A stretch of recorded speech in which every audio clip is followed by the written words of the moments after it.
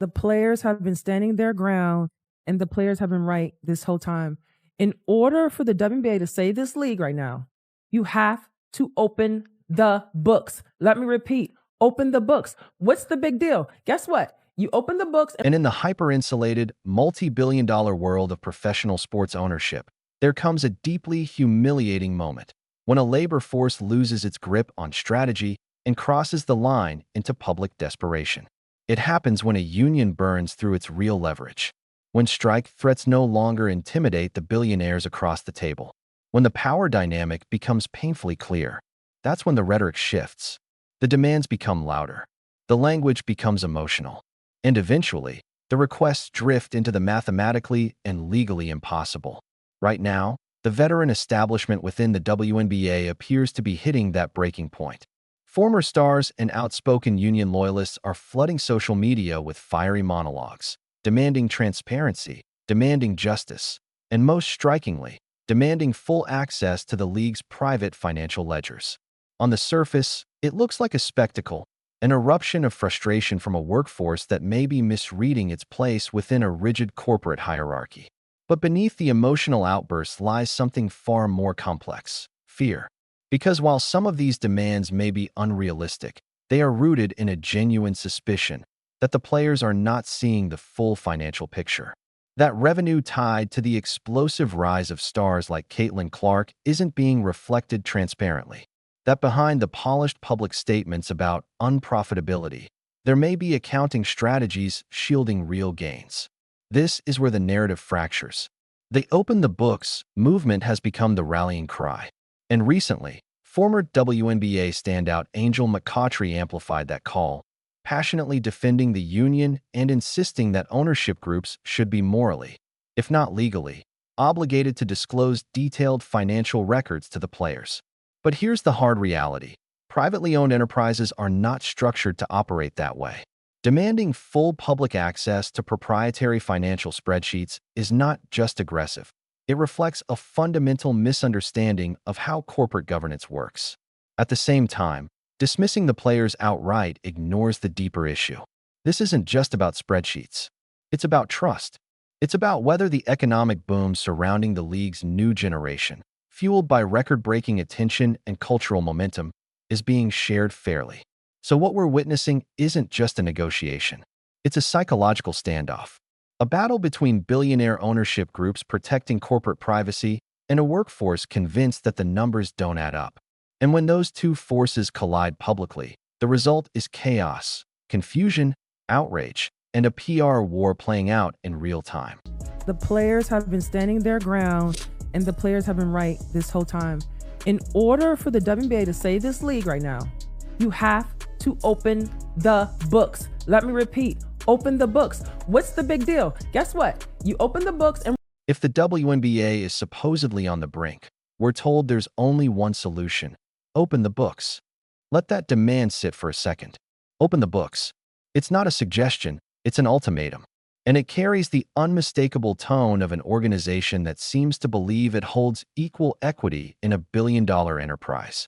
The players' union speaks as if bouncing the basketball automatically grants the authority to audit private financial ledgers, the same ledgers backed by billionaire investors who supplied the capital, assumed the losses, and own the infrastructure that keeps the league alive. In the corporate world, talent alone doesn't equal ownership. Cultural relevance doesn't equal equity. And employment, no matter how high profile, does not come with automatic clearance to conduct a forensic investigation into your employer's finances. That's the harsh reality colliding with the rhetoric. When arguments like this surface around figures such as Angel McCoughtry and other Women's National Basketball Association stars, the emotion is understandable, but the business mechanics are immovable. Billion-dollar operations don't run on sentiment. They run on contracts, ownership structures, and risk allocation. And when you strip away the music, the slogans, and the viral sound bites, what's left is a blunt truth. Demanding access to private books isn't leverage. It's a misunderstanding of how corporate power is actually structured. Open the books. Because they don't have to. They don't have to. It's the same reason that the owner of Target don't open the books to the person working register number 6. The same reason that the owner of McDonald's isn't opening the books to the guy. The CEO of Target doesn't hand over corporate ledgers to the employee at the checkout counter. A fast food franchise owner doesn't slide proprietary financial statements across the counter to the worker at the drive-through window. That same principle applies in professional sports. Women's National Basketball Association players are elite, highly specialized professionals and well compensated for their craft, but they are not the board of directors. They are not private equity partners. Ownership belongs to billionaires whose wealth was built through acquisitions, leveraged deals, and disciplined capital management. Those individuals are not going to surrender proprietary financial data simply to win a public relations skirmish. From the owner's perspective, the offer was straightforward: a significant bump in base salaries, added housing guarantees, and a clearer long-term framework. In blunt terms, take the improved deal on the table or risk destabilizing the system entirely. Profitability, they argue, is not something employers are obligated to prove to employees. But dismissing the players' demands as naive entitlement misses the darker counterpoint. Because this isn't just about pride, it's about fear. Specifically, fear of what analysts often call Hollywood accounting, the art of legally reporting minimal or zero profit on paper while value quietly accumulates elsewhere. Veteran players have witnessed what feels like an economic explosion over the past year.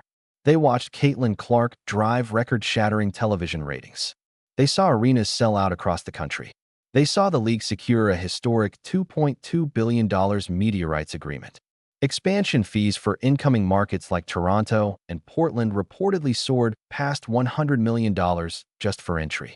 From the player's vantage point, the math appears explosive. Hundreds of millions in expansion fees, billions in media revenue, sponsorships skyrocketing. Yet at the bargaining table, the salary cap remains around $5.6 million per team, and ownership maintains that the league is still operating at significant losses. That disconnect fuels suspicion. Players understand that expenses can be structured creatively. Teams can pay rent to arenas owned by the same ownership group. Executive salaries can rise. Assets can be depreciated for tax advantages. Profits can be shifted across subsidiaries. On paper, losses can be technically accurate, while underlying asset value grows substantially. So when owners say, "We're not profitable," the statement may be legally precise. But to players, it feels incomplete. The demand to open the books isn't merely defiance. It's an attempt to trace where the surge of money is actually landing. And much of that scrutiny centers on league leadership. The union has pushed for transparency around the compensation of Commissioner Kathy Engelbert. Symbolically, her salary represents a larger tension. If the league cannot meaningfully raise the cap for players, how are executives compensated at the top? To the athletes, the fear is simple: that the economic boom tied to the Clark era is enriching suits faster than jerseys. Meanwhile, ownership plays a longer, quieter game.